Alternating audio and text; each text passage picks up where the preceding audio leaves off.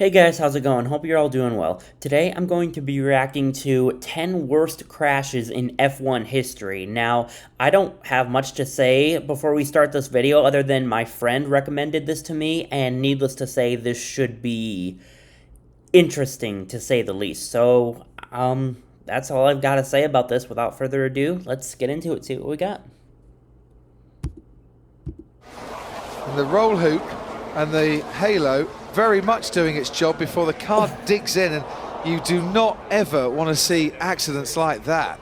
Welcome to Watch Mojo, and today we're looking at the 10 worst crashes in F1 history. Big fire there as they exited out of turn 3, and that looks very nasty indeed, and unsurprisingly, that is a red flag. For this list, we're looking at the most devastating crashes to take place in F1. Sadly, because some of these crashes resulted in deaths, a content warning is now in effect. Which of these crashes had you covering your eyes? Be sure to let us know in the comments. Lorenzo Bandini at the 1967 Monaco Grand Prix.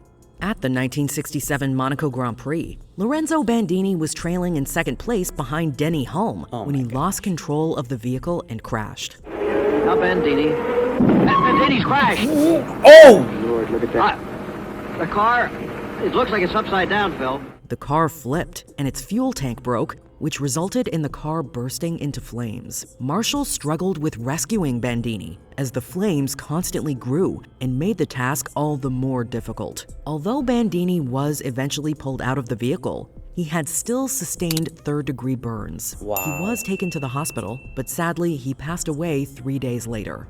He was 31 years of age. Gilles Villeneuve, the 1982 Belgian Grand Prix. Near the end of the qualifier session of this edition of the Belgian Grand Prix, Gilles Villeneuve aimed to improve his position and lap time, so he attempted to cut another racer. Dude, there look was at that. clearly Oh! confusion as to which side he should complete the maneuver. He went right and hit the vehicle he attempted to pass. Villeneuve's car flipped several times, and the subsequent impact was so devastating, it resulted in Villeneuve being launched out of the vehicle. What? He was rushed to the hospital, but hours later it was announced that he had passed away. Oh my gosh. Jules Bianchi, the 2014 Japanese Grand Prix.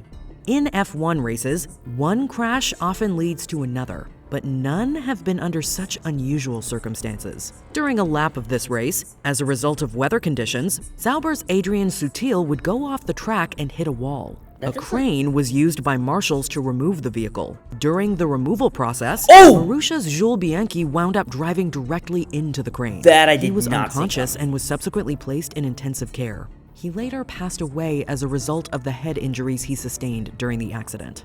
He will be much missed in the Formula One paddock. Ronnie Peterson, the 1978 Italian Grand Prix. Crashing the vehicle he was meant to drive at the race during a practice session, Team Lotus's Ronnie Peterson was forced to drive an older model instead. Along with his vehicle facing technical difficulties, the main race began as the flag was dropped before all the cars were in their respective positions. The ensuing havoc and confusion caused by the error resulted in Peterson's vehicle colliding with a McLaren driven by James Hunt.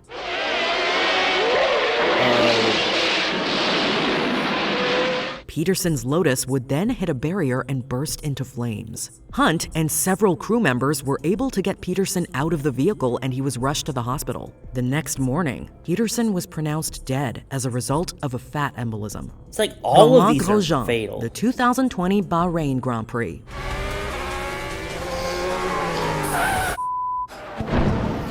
During the first lap of this race, Romain Grosjean's vehicle clipped Daniel Kvyat's AlphaTauri's left front wheel. Grosjean's car was sent reeling and crashed into a metal barrier. It was sliced in half and caught on fire. That's extraordinary. Yeah. Just the car.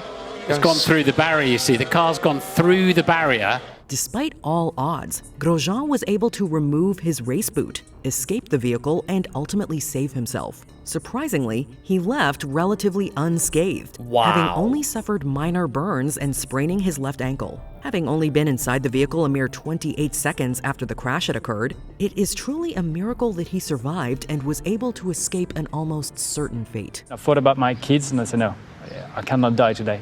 Alberto Ascari, the 1955 Monaco Grand Prix. trailing behind Sterling Moss in this race for the lead. Alberto Ascari was in luck when the engine of Moss's Mercedes broke down. The opportunity to take the lead, however, was missed, as Ascari's vehicle swerved out of control, crashed through a barrier and directly into the Mediterranean Sea. Ascari has overshot the chicane.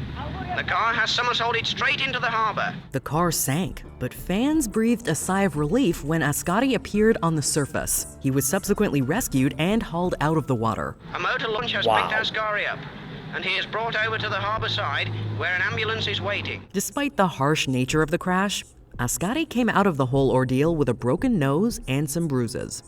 Wolfgang von Trips, the 1961 Italian Grand Prix. On the second lap of the Italian Grand Prix race in 1961, two cars on the track came in contact with one another. While one of the cars, driven by Jim Clark, came to a halt, the other, driven by Wolfgang von Trips, was spinning out of control and struck a section of spectators, Jeez! 15 of whom were killed. Von Trips was thrown out of the vehicle and did not survive the accident. Despite this horrific sequence of events, the race continued, and Von Tripp's teammate, Phil Hill, went on to win the race. Some drivers Why? only became aware of the crash and its severity after the race, leaving many to question why it had not been stopped. Niki Lauda, the 1976 German Grand Prix. One of the greatest and biggest stars to ever get behind the wheel.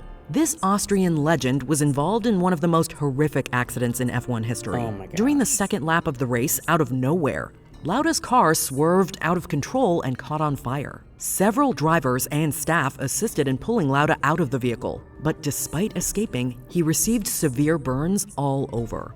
And the initial prognosis was that he had little chance of survival.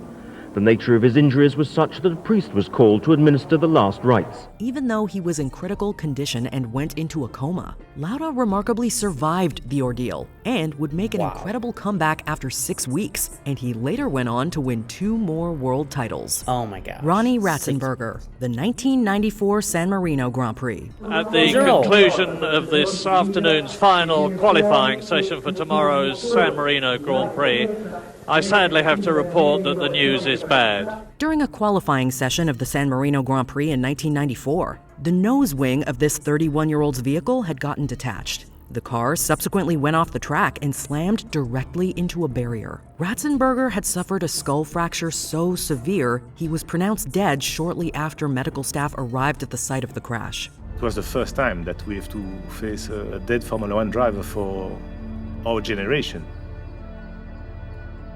The whole atmosphere was very heavy that afternoon, and everybody was thinking about what are we doing here, or what's the point, Worst of all, many believed the tragedy could have been prevented, as Ratzenberger was aware of the issue with his vehicle, but opted to complete another lap instead. Unfortunately, this wouldn't be the last tragedy to take place at the 1994 Grand Prix in San Marino.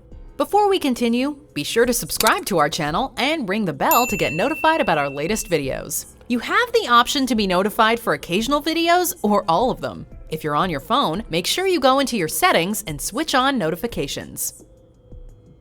Ayrton Senna, the 1994 San Marino Grand Prix. Senna! My goodness!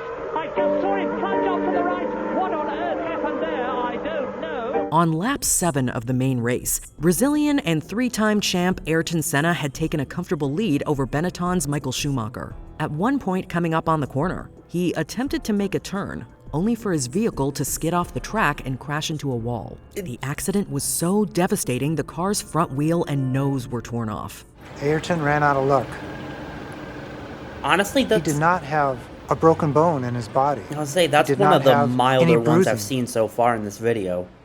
If that piece of assembly would have gone 6 inches higher or 6 inches lower, he would have walked back to the paddock. Although he was pulled out of the vehicle, he was in critical condition. Wow. And despite receiving medical treatment, it was to no avail, and he passed away later that evening. He was special. I mean, he was not one step. He was 2 steps better than everyone else. Did you enjoy this video? Check out these other clips from WatchMojo. And be sure to subscribe and ring the bell to... Wow. Wow. I don't know if I have much to say about that other than I'm sure changes have been made, like with the The barriers are stronger now because one of those, it crashed through a barrier, and like 15 people were killed, including the driver or whatever. And the roll cages, or whatever they're called, inside the vehicles they're a lot safer. I assume a lot of changes have been made, but I don't know a lot about this, so let me know in the comments below. And if you want to see me react to anything, any music or any videos, suggest those in the comments below as well. As always, I'll link the original video in the description. And I guess that's going to do it for this one. All right, see you guys.